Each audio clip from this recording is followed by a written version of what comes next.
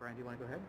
Sure. I just, kind of summary, a couple of brief takeaways. I mean, and I'm going to focus on the Massachusetts statute. It's, remember, this is an unforgiving strict liability statute.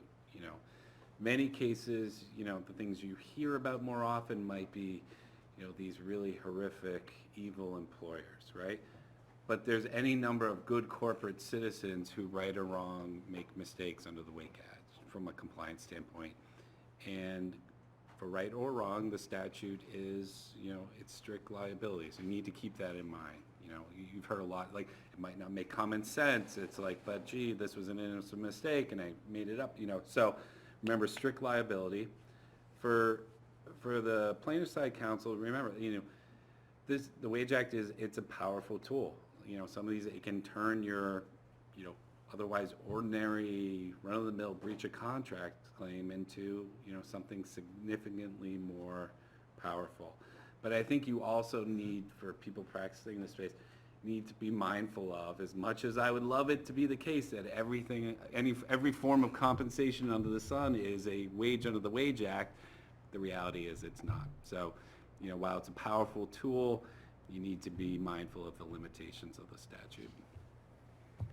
My key takeaway builds on Brian somewhat. I know, a lot of us in this area who defend or prosecute these cases also advise clients regularly on these cases. And the Massachusetts Wage Act is very unforgiving. And so, a lot of times we'll run into clients who are really stressing about whether someone on the margin should be exempt or non-exempt, or whether we can somehow find a way to shoehorn them into being an independent contractor. And oftentimes, if you take a step back and look at the costs of going on the safer side of the line versus the more aggressive side of the line, they can be minimal and in some cases even fully mitigated, versus doing it wrong has such strict penalties that if you can avoid the close call cases and avoid being in years of litigation over it, it's always worth at least thinking about the cost-benefit analysis of doing it on the safer side from the beginning. And similarly, sometimes you've created a problem by your own making in how you draft a bonus plan, for example. And while the statute can be unforgiving, there is creative drafting you can do in certain plans, or creative planning you can do to make sure that you're creating a bonus plan that doesn't fit under the Wage Act. So I think that, an ounce of prevention is worth quite a bit here. So if you can work proactively to prevent litigation, you're going to be happier, your employees are going to be happier at the end of the day. So to add on to that, one of the things that Lindsay said early on is the idea of thinking about early resolution. A lot of these cases, there's no gray area. Either you're right or you're wrong, particularly in the collective or class action space. Sometimes it's just a technical violation.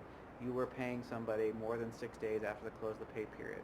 That's the end of the story. And so sometimes you have to be able to cut your losses and be practical about it.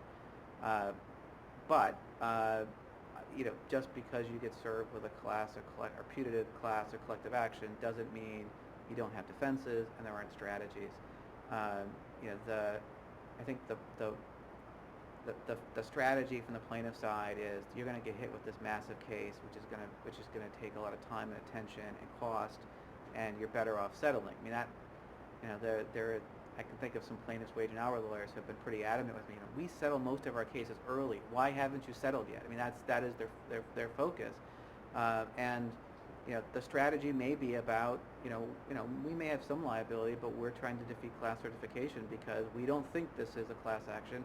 We think there's a isolated incident involving a particular manager or a particular facility, whatever it happens to be. But just because the statutes may be unforgiving doesn't necessarily mean you need to call it a day and just walk away. I mean, the reality is there are litigation strategies designed to limit the scope of the case, both through the class cert process and the discovery process.